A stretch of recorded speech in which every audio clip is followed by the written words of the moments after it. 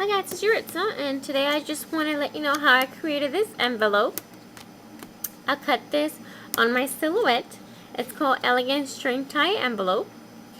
And what I did is I took these file folders you get at the office supply store, and then I cut it down to fit on my Silhouette mat. I brought up my file and I made the file as big as I could fit it on my mat.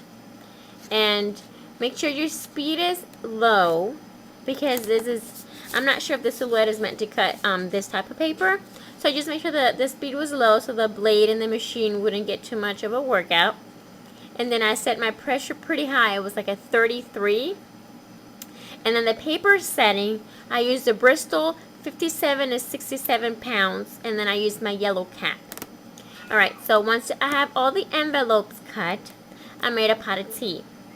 And then I let it cool down. I've got a cookie sheet that has all four sides. I poured tea over it about halfway up, and then in the biggest cookie sheet I had, I was able to fit 2 of these envelopes opened up, and I set the envelopes in there. I let them soak for an hour and a half, and then every half an hour I was turning the envelope just to make sure that all sides got an even coat. I did all of the envelopes, and I got all the envelopes dyed with just that one cookie sheet full of tea just one time. I didn't have to keep dumping that tea out and filling it back up. But once all the envelopes were dyed, I dumped the tea out. I put the envelopes back in the cookie sheet already opened, and I stuck them in the oven at 400 degrees. And I let them cook for about 10 to 15 minutes until you get the desired color you like. I'm not sure what's the longest you're going to be able to leave this before it starts burning, but 10 to 15 minutes per envelope was the color that I liked. So once it's all baked, it's going to really curl up and just look all sorts of funky. So then I took my little craft iron and I ironed it. And I flattened it out as much as I could. Then I creased all of my ends, I glued it down. And then once everything was glued, before I added the brads and all these closures, I went ahead and ironed it again on the edges just to make it real crisp and flat. And what I did for the ties is I took just regular brads, and these little circles came with the cut. I took regular brads, and then I used my tulip heat setting tool. And then the gems that I used were the ones that were domed. So they weren't the flat ones, they're the ones that have a dome to them.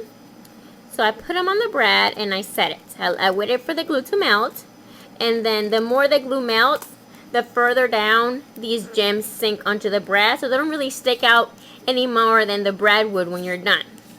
But I wasn't sure if these were meant to go on metal, and sure enough, they popped out. So then I took some glossy accents right on the gems that I already melted and just glued it down.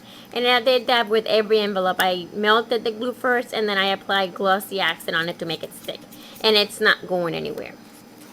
And then I took this really thin hemp twine that I got at Joann's. I found mine in the clearance section for 10 cents a yard. So I'm not sure if all Joann's is clearing this out, but it's just really thin. And then that's how I tie it, and I just go back and forth with it. Okay. And then the front of the envelope ends up being a little bit more than 5.5.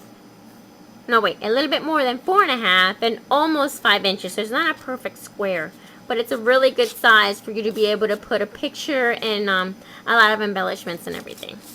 So that's my envelope. If you have any questions, please let me know. Thanks for stopping by.